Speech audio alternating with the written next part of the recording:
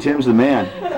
All right. So, Tim, what organizations do you operate in Chapman University? What do you do there? I'm involved with Alpha Kappa Psi Professional Business Fraternity, Right. as well as Young Republicans. Well, great. Have you got any political aspirations? Well, I hope to run for city council after I graduate sometime for the city of Anaheim. What do you think that Mayor Riordan's going to do that Gray Davis hasn't done? Well, I think he'd just be a terrific asset to California. Just show tremendous leadership overall through the whole state, and I don't think Gray Davis has shown much leadership at all. Thank you, Tim. Appreciate it. Lynn Pearson Doty. Well, now aren't you the wife of Professor Doty Yes. and Chapman University? Is that correct? University, right. I'm a professor there also. Is that right? Well, good. Well, let me ask you this: what did you think of the George Arduous and the Doty lip sync that they did for the fundraiser you had over there at Chapman? I think they have a real career in the entertainment industry. You think they're better than the four singing senators, huh? I think they're a lot better. Well, that's great. So you're supporting Mayor Riordan for this race, right? Yes, I am. Now, why did you choose the mayor versus Bill Simon or Bill Jones or? I think they're all good candidates. I picked Riordan because I think he had a particular interest in helping the women Republicans in California. Other women get elected and the women get what they want from the Republican Party in California. Well, that's awfully kind of you. Thank you so much for your time. You're welcome. Thank you.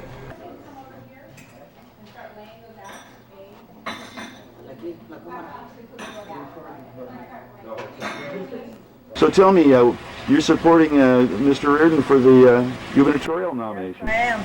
So tell me why you're doing that. I think he's the only hope for the Republican Party. If we're ever to regain this state, it's going to take Riordan to do it. Why would you say that when you got Bill Jones and Bill Simon? Bill Jones is a good man, but I don't think he's going to have what it takes. He's had the opportunity to demonstrate that kind of leadership throughout his career. And when you compare the career of the two men, it's Riordan that's going to bring the state back to the Republican side. Well, what did you think? What about Simon, Bill Simon? I think it's very hard for Bill Simon, who's never held public office, to win the nomination or to win the governorship.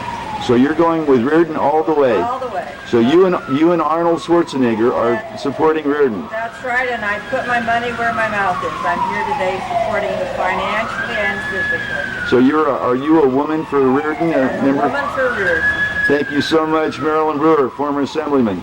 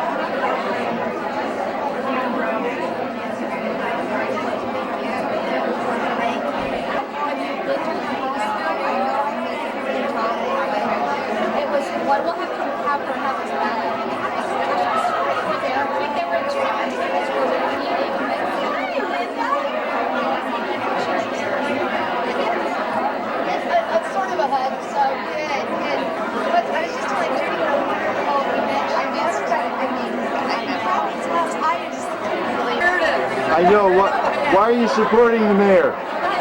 Why am I supporting the mayor? Because Yes. he has run a huge city. He understands local government issues, and he understands what the people want, and he is bright, articulate. He'll get the job done. You think he's going to bring bring California back from all of the problems we've been having? He can deal with the business issues. He knows all the environmental issues. He knows the fiscal issues. He's a doer. He's an action man. Thank you. Thank you very much.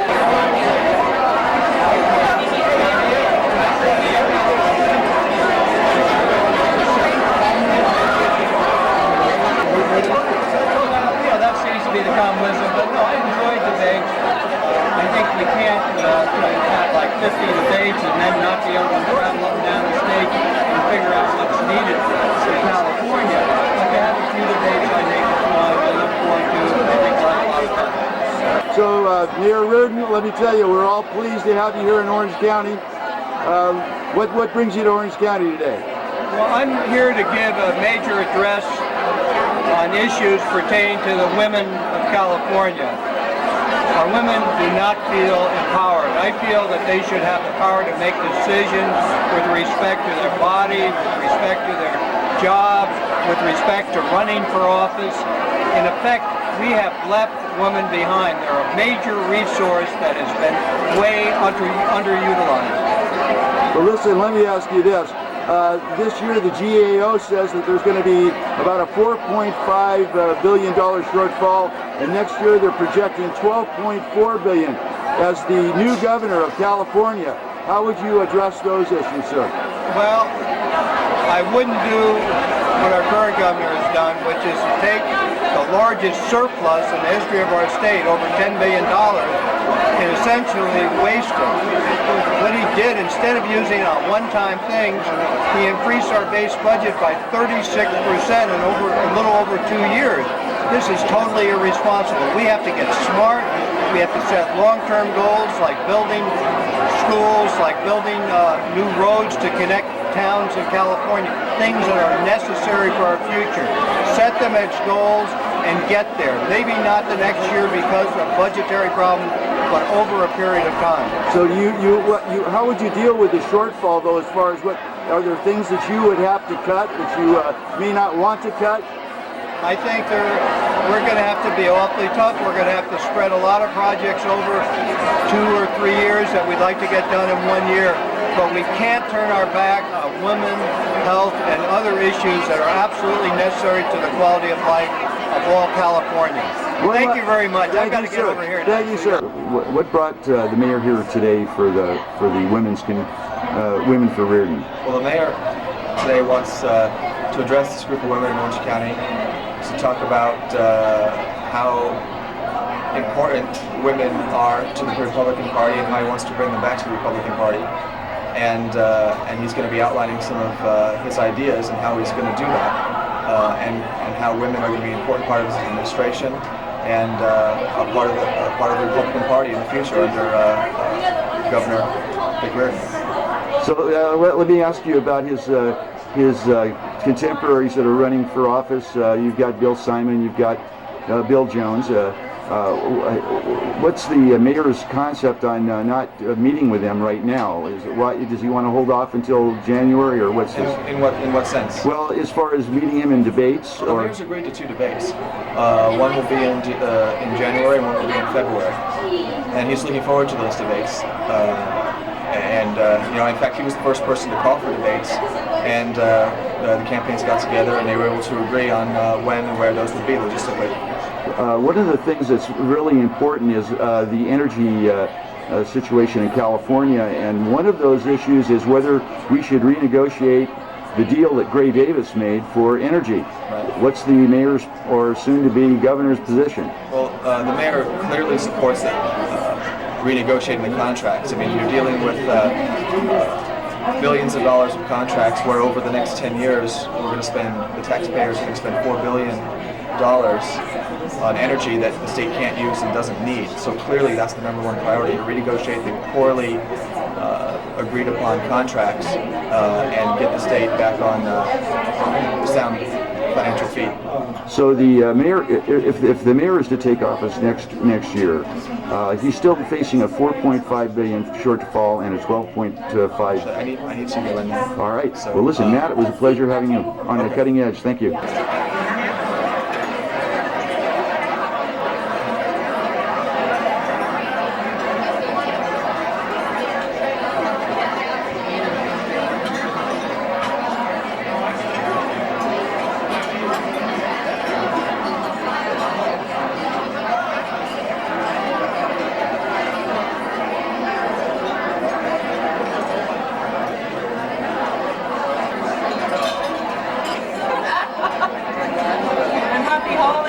Happy holidays. Vote Republican, please. Well, you're here for the Riordan luncheon. Tell me why you chose the mayor.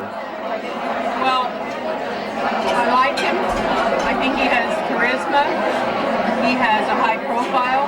And I think he can beat Ray Davis. So I'm saying please vote Republican and vote for Richard Riordan in the next governor election. Thank you. Thank you. Since September 11th. With us being so close with Mexico on our southern border, what programs, if any, does the mayor have in store for us should he get elected to be governor of our state? Well, first of all, the mayor has said and continues to believe that the federal government needs to do a better job of controlling illegal immigration. In regards to security, the mayor has proposed that there be a state security chief that be appointed by the governor at a cabinet level that would be in charge and have the authority to make decisions coordinating all of the efforts of the state, including working with the federal government and Director Tom Ridge of the Homeland Security Office to make sure that the state and the federal government are on the same level as far as sharing information about the security of the state of California. Thoughts on behalf of the mayor regarding his position on the Second Amendment? Well, the mayor supports the Second Amendment.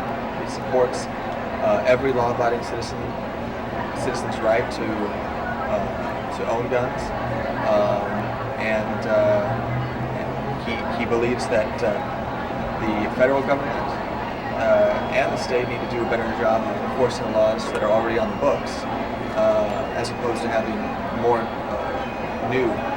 With the results that we have seen these past 2 years, even with class size reduction, do you support choice or vouchers so parents can take their children out of the public school system and put them in private schools? Well, the mayor said, I mean, he's not an ideologue on the voucher issue. He doesn't, for example, he doesn't support a voucher plan across the board, but he would support pilot programs for failing schools, perhaps to allow parents the option, if their school district has failed, to give that child a chance to succeed. The mayor is, that's how he makes his decisions, is what's in the best interest of the child. If the school district is failing and there's no other option, then he would look at a pilot voucher program to allow parents the choice to move their child into a better school. Thank you very much. All right, very good. Matt, one last question on that on immigration. Yes. What's going to separate Mayor Riordan as our new governor from Gray Davis or any of the Republican nominees regarding immigration, and what new rules or regulations would be applying? Like I said, I don't want to get into specifics, but I think we discussed the immigration problem. The mayor said that we need to, the federal government needs to do a better job of controlling illegal immigration, and he's going to be working with the federal government to make sure that happens. Matt Szabo.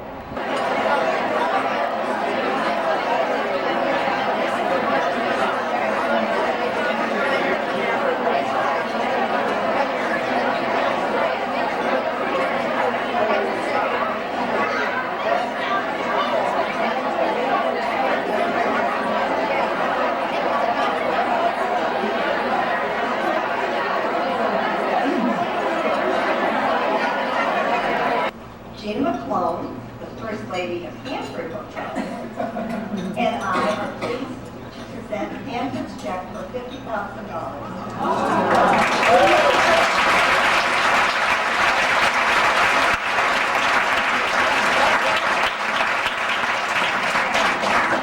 And our daughter Faith is also would like to present you with a family check for $10,000 from Mr. Garrett. Wow.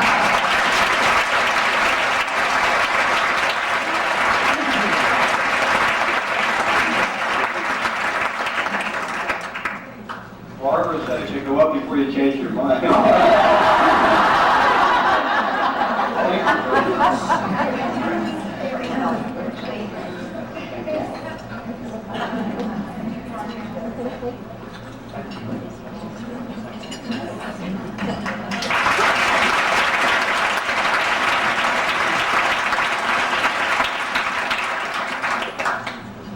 And now I have the pleasure of introducing a woman who knows, like the rest of us, behind. Most of the highest positions in the city under his administration were held by women. And he was raised well by his 3 daughters, and of course more recently by me. He understands that women drive this election, and he understands our passion for education, healthcare, childcare, safety, and the environment. But he also knows that these are not just women's issues. These are human issues, and they are important to every single person in California, and they're important to our future. Mayor Richard Riordan, the next governor of California.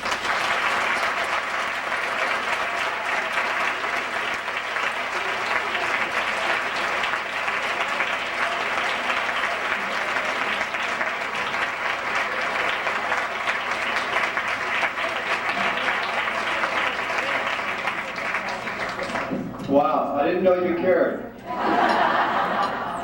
I'd like to give you a perspective on women in California.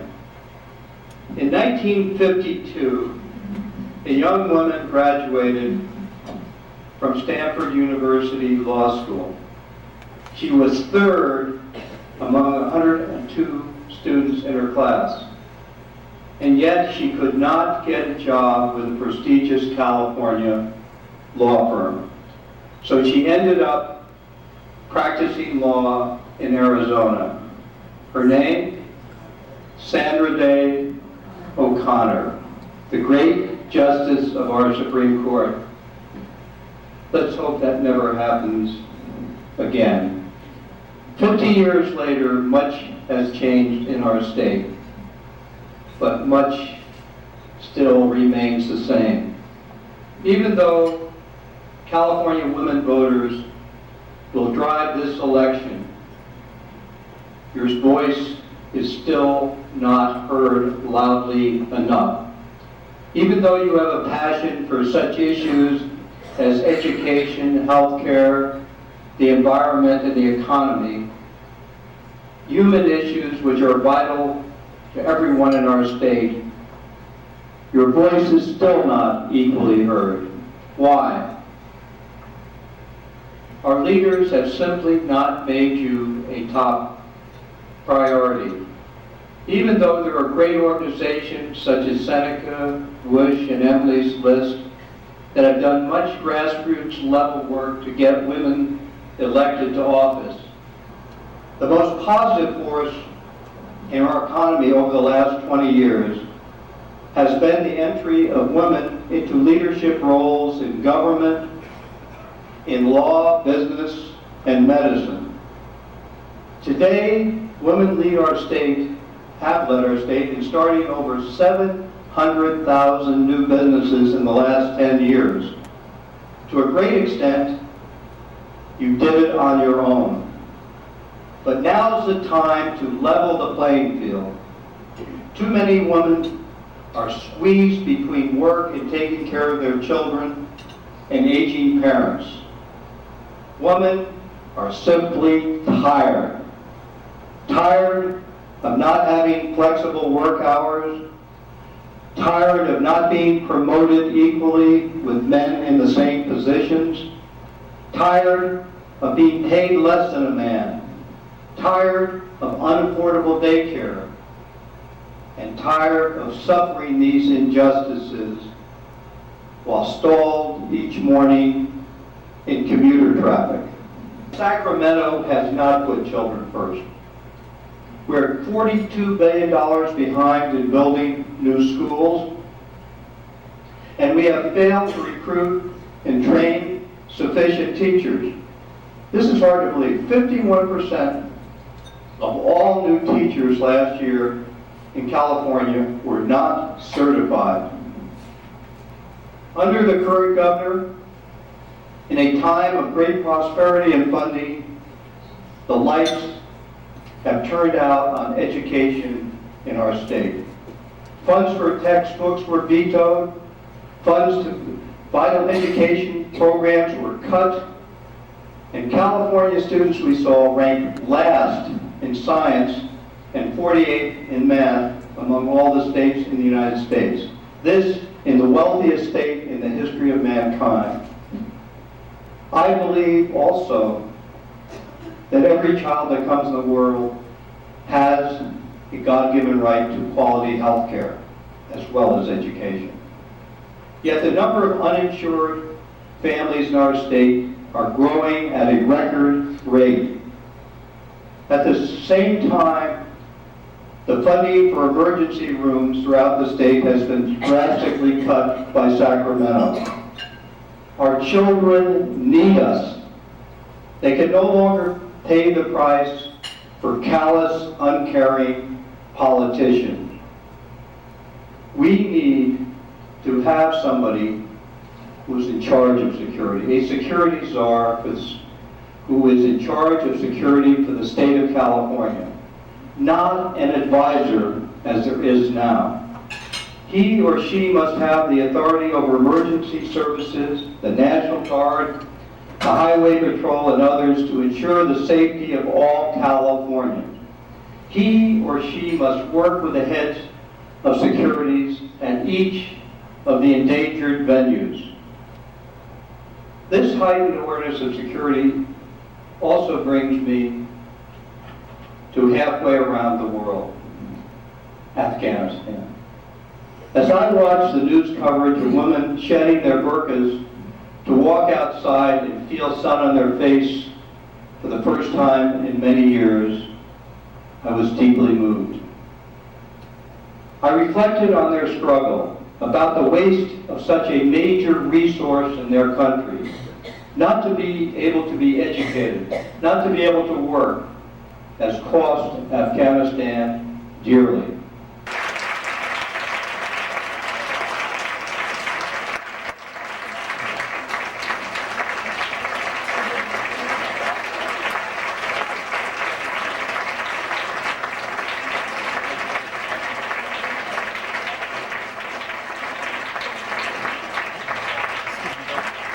First of all, improvement of education has to happen at the local level.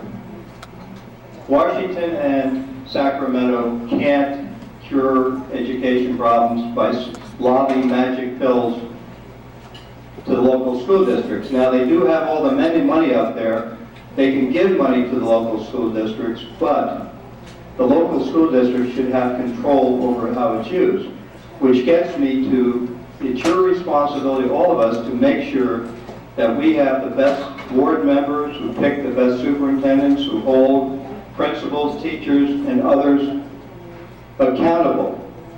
One thing I would do statewide, which is not a magic pill, but would be to allow mayors of cities over certain size to appoint school board members. Now, why do I do that? Because then you will know who to hold accountable. If you have a group of 5, 7, 9, 11 school board members who are voted in by district, it's rare that a person can name more than 1 or 2 school board members. But if the mayor can do it, you can hold the mayor accountable, and you're much more likely. This is being done to have a good system throughout the state. But bottom line, it's management at the local level. The state can have, and I'll just end up with one thing, on accountability, have things like Stanford 9, but now there are about 8 or 10 tests which just overwhelm the schools. Get it down to like 1 test, but also in the local schools, each teacher should test students regularly. But one thing I do is, if you have Stanford 9, I'd make it so parents could understand how their children did. Have you ever looked at the report card? I can't understand. You have to be a rocket scientist to understand that report card. Let's not judge how California's going to do by 1 year or so. But you had 2 years ago, Gray Davis had the largest surplus in the history of California by far. Now we're headed into next fiscal year having maybe the largest deficit or close to it. I certainly, if I were there at that time, I would not have done. He increased our state budget by 36%. And we're going to be stuck with that. What he should have done was spend it on one-time infrastructure things, or for that matter, even on tax rebates. So now, we're going to have a tough time, but we can set our goals now. We can set each of the goals I have and maybe, phase them in over 1, 2, 3, 4, 5 years, whatever. But clearly say, this is what we need, and clearly have a road to get there. We're here with Rod Pacheco. Rod, you're from where? Riverside. I'm an assemblyman. I represent Western Riverside County. So what brought you to the Riordan event today? Oh, just to see the mayor again and to help support him as well. And Orange County is like home away from home for me and my wife. So what do you think? You think he's going to be the nominee for the Republicans this year? I think definitely he will be the Republican nominee. And you have any questions for him, Larry? Well, I guess I would like to ask what you thought of the speech today, knowing that you serve up there and it's easy to be standing on the sidelines telling how you're going to fix the system, but what do you think his chances are of trying to pick up some of the top priorities that he's focusing on, such as education? The key to fixing any system that is dysfunctional, if you will, like the school system in the state of California, is will, just a strong will. And he's demonstrated that in LA when he overhauled the entire school district, even though he had no responsibility for it. So I give him good marks, and I'm sure he'll do well. One question for you. Bipartisan support for Mayor Riordan should he become the governor. Do you find that in the Assembly that he might find a happy home there? Oh, I'm sure he will have great bipartisan support when he becomes the governor. Thank you very much, Rod Pacheco. Okay, we're here for the Riordan, what was the name of that event, Larry? It was the Woman for Riordan for Governor. Okay, this is December 17th, 2001. We're in Costa Mesa, California at the newly refurbished Holiday Inn. Is that right? That's correct. Okay. Well, what do you think? Did you think he did okay? Well, we had a good turnout today. There were about 240 people in attendance, probably 90% women. Had a good prepared message. They had room for 240. I saw about maybe 220, 230. It's probably pretty close though. That's true. We almost had a full house. Yeah. So they did a good job of turning out an audience. Yeah. There were a few elected officials in there that weren't that many recognized, but well, they had, they had a few over there. I don't know. It was mostly for women though. That was their focus. So I saw a lot of elected women officials there. His message was to address getting more involvement of women in politics. That was the theme that I noticed throughout his presentation. Yeah, I did too. Well, I got to tell you, it was. I think they've got a professional group of people around them, don't they? Yes, they do. Got a good team, dedicated workers. Yeah. There may be some stealth workers also from one of the local universities. Yeah. Well, I think they're going to have to answer some questions here in the primary, so we'll see how it goes. And yeah, okay, so we're here in Costa Mesa at the Holiday Inn. That's about it. It's a wrap.